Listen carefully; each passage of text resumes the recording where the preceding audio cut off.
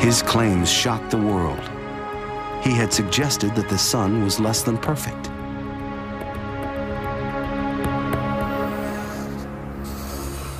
And we do these drawings in the exact same way, in many respects, as Galileo did in 1610. So we're carrying on that tradition, but we're adding to the scientific data over all these centuries involving the activity cycle of the sun. Now, sunspots can appear as anything from a single speck on the sun to a large, well-developed area like you see here. In fact, it can be several times the diameter of the Earth. If I put this BB that represents the Earth over that sunspot, you can see the size relationship there.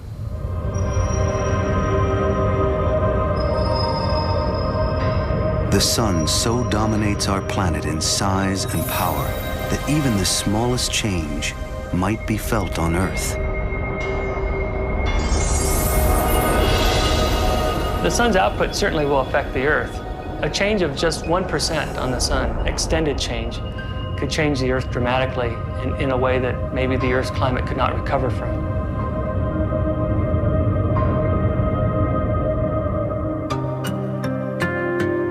The sun is suspected to have shaken our climate in the past.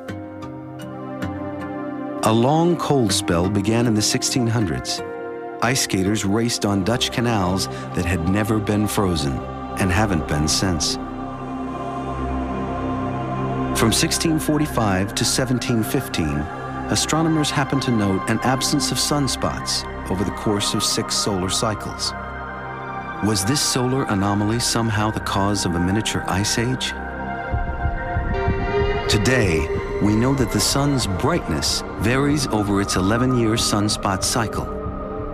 When spots are at a minimum, the sun is dimmer by 1 part in 1,000.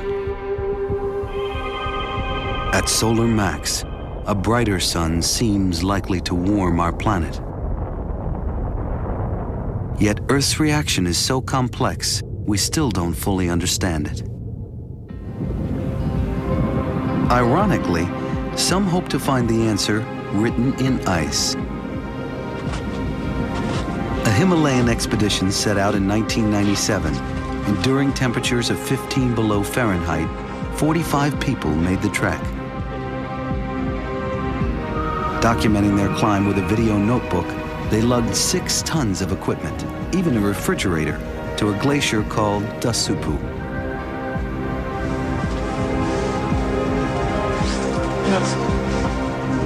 There they drilled an ice core at a record-breaking elevation. For one man, this core just might hold the answer to how the sun can influence our climate. If you go and you succeed in recovering an ice core from the top of the Himalayas, 23,500 feet, in an area where no ice core has ever been recovered, you can be assured that you're going to find something new and exciting about how the Earth's climate works.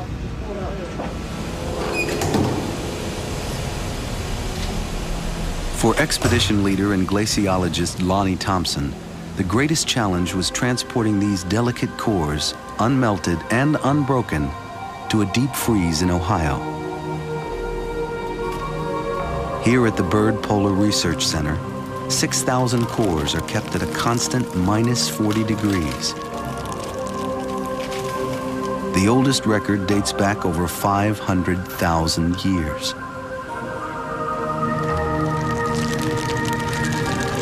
Earth's weather inscribes a detailed history in ice. Precipitation is recorded, as are volcanic eruptions and temperature swings. Thompson has to tease out which clues speak to the sun's impact on Earth's climate. We're looking at a meter of ice core that comes from Sajama in Bolivia. This is from about 22,000 feet. The ice core represents a period of time of about 400 years ago. As you go down the core, you can see variations in light and dark ice, and these represent going from the wet season, where you have the clear areas, to the dry season, where we have the dust layers. And we can put these together with the analysis in the lab and come up with a history of both the climate and the environment in this period of time for a part of the world where we have no records. So it's a frozen archive of our past.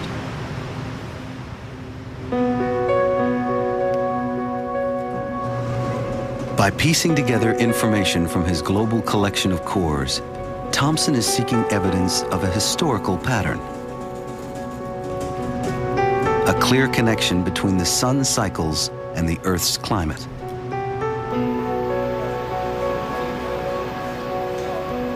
In a laboratory far cleaner than an operating room, every inch of ice is studied. Pollen, ash, dust, even trapped bubbles of gas are all valuable clues to reconstructing our climate's past.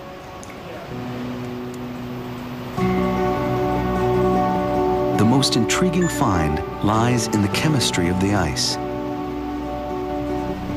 After the cores are melted and tested, Thomson is able to chart a record of Earth's temperature.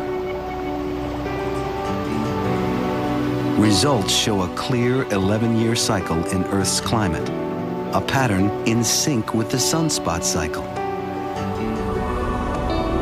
As it dims and brightens, our rhythmic sun seems to be leaving its mark on our globe. But a record from just one place on Earth isn't enough to prove a global pattern. So Thomson sets out on another journey, stumbling upon a site unlike any he had come across before. The first Westerner to trek this remote ice cap in Tibet, he discovered an unusual record of the sun's 11-year cycle, etched in visible terraces of snow. Here, even the subtlest shift in our sun has made a clear imprint on Earth. If you stop the video, you can count those layers between those bands. Each of those layers is an annual dry season, spring, when the sand is moving on those sand dunes, you get the annual dust layer. And then every 11, 12 of those, you get the big darker bands that you see on the cliff that are associated with activity on the sun. No one had expected to see such a clear signature of the sun's cycle on our planet. One of the oldest ice core records discovered, the Tibetan terraces could yield a 500,000-year history of our sun. The deeper Thomson looks back in time, the more he'll learn about the sun's changeable nature. Well, the sun is the most important thing that we have determining the Earth's climate. It was, in the early days, assumed that the sun was constant, but over the last 20 years, we know that it's not constant. There is a variation in the energy output of the sun. And so we need to understand how the sun has varied in the past, because that's part of understanding how the climate on the Earth works.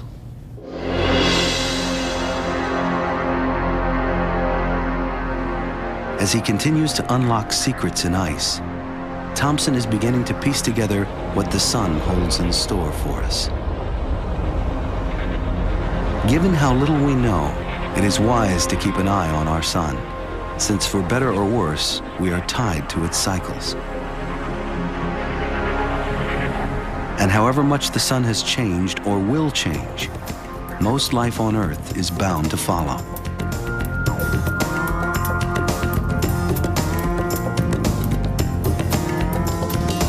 Each morning, the sun rises to awaken the world, driving our planet, setting life into motion.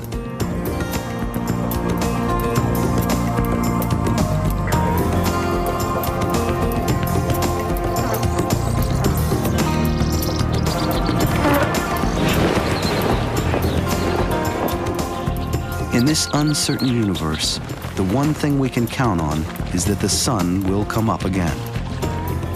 But can we be sure that it will be the same?